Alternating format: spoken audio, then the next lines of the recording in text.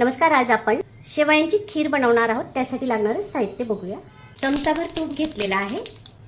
खोबरं थोडं परतून झाल्यावर आवडीनुसार ड्रायफ्रुट्स घ्यायचे आहेत. ड्रायफ्रुट्स सुद्धा आपण व्यवस्थित परतून घेणार आहोत.